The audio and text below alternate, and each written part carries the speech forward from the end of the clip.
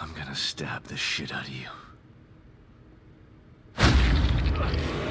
Hello and welcome to Gun Theory. Today we're taking a look at the Evil Within 2's 1911. In the real world, this most closely resembles Colt's Mark IV Series 70 1911. It was a very short-lived variant of the 1911 handgun. As always, we're judging the realism by appearance, performance, and general circumstances. But before we get into the meat, if you like this sort of content, make sure to hit that subscribe button and turn on notifications to get juicy content every Tuesday and Thursday with bonus content on some Fridays. Alright, let's jump into appearance. At a glance, this handgun looks pretty sweet. One thing that immediately becomes apparent though is the general shape and the edges of the handgun. Real 1911s have a mostly rounded appearance and edges, whereas this handgun is quite squared. And while I love that there are so many more handgun choices in this game over the previous one, 3 of our choices, which is most of them, are basically the same gun. We have the starting 1911, the laser-sighted 1911, and the suppressed 1911. Let's take a closer look at these variations. The starting 1911 is fairly standard. The trigger looks to be an upgrade over the factory version, as does that rear sight. It's exactly the sort of 1911 that I would buy if I wanted more of a retro look but on a modernized gun. Next, we find the laser-sighted variant. We can see that the finish is a different color, the accessory rail now covers the entire length of the dust cover, but we have the same general form and rear sight. We can also see that the grips have been changed from a wooden pair of panels to a rubberized grip that we might expect to buy from a company like Hogue in the real world. We'll also note that the trigger is more of a stock-looking trigger than on the starting pistol. And lastly, we have the suppressed gun. We'll note that every main feature on this is exactly the same as the original, only now they have a different color finish. We'll note that the trigger is the same, only now it's black, the wooden grips look the same but are also black, and that accessory rail is back to the shorter configuration. The only thing that's actually new on this gun is the suppressor. While I'm really digging the new options, I sort of feel gypped that most of them are pretty much the same gun, but with differences being things that we could actually find along our journey and put onto that very same gun as upgrades.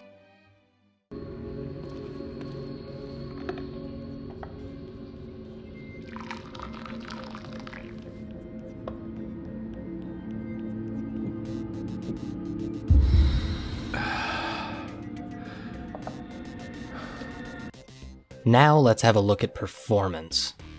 We can see that this pistol has a pretty medium intensity recoil impulse. That's pretty much exactly what you can expect from a 1911 chambered for 45 ACP, just like the ones that we get in this game. Looking at the damage, we can see that it takes right around 3 to 5 rounds to the chest to drop most of the enemies until a bit later in the game where it starts to take more like 7 to 8 rounds. The base damage of the starting gun is 20, the laser-sighted gun has a firepower of 18, and then the suppressed version has a much smaller 15 base firepower. So normally, the suppressor choice would reduce your firepower just a little bit because you'd probably want to use subsonic ammunition to keep it as quiet as possible, which means you're reducing the velocity of most cartridges quite a bit to do this, and that would therefore reduce the damage on target. With that being said though, in this case, it most likely would have basically zero impact. Most 45 ACP loads are already subsonic, so you don't have to reduce your velocity to get that quiet performance. So really, all of these guns should be doing the exact same amount of damage, especially considering that we're loading the exact same cartridges into all 3 of them. And moving on to magazine capacity, we start at a pretty low 6-round capacity and can eventually upgrade all the way up to 12. Standard 1911 magazines hold either 7 or 8 rounds, so starting off we obviously should have 1 or 2 more rounds of capacity. As for the upgrade, oddly enough, they do make many extended magazines for 1911s, but I can't find a single 12-round option. They make 9, 10, 11, 14, 15, and even a whopping 16 round option. But notice how 12 was skipped. So neither the starting or final magazine capacities really check out. Alright, now for the general circumstances. Does it make sense that Sebastian would be using a 1911 in this game? Well, the 1911 is still used by many military and law enforcement organizations today, and judging by the other Mobius operatives, it seems that 1911s are standard issue. So when Sebastian finds one in the beginning of the game, it absolutely checks out. He probably found a dead guy's gun. And since Mobius is sort of a criminal secret society kind of organization, they probably don't have too many strict regulations on what you could do with your sidearm. So if you wanted to put a laser sight on it or a suppressor, I don't think they'd probably care that much. Because it's not like taxpayer money is going into this, or that you're not representing your law enforcement agency the way they want. Because ideally, if you're a Mobius operative, no one knows you even exist. So they did a decent job with appearance, totally screwed the pooch on performance, and then nailed general circumstances.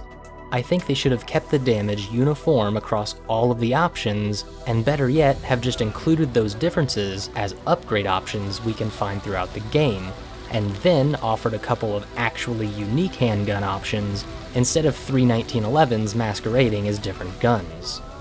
And for that reason, I'd give the 1911 a realism score of 50%.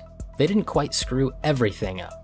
When I shoot enemies in-game, I really do feel the impact of that firefight or gunshot impacting the enemies' bodies. It feels great. I just wish they'd put a little more thought into the handgun category for this game.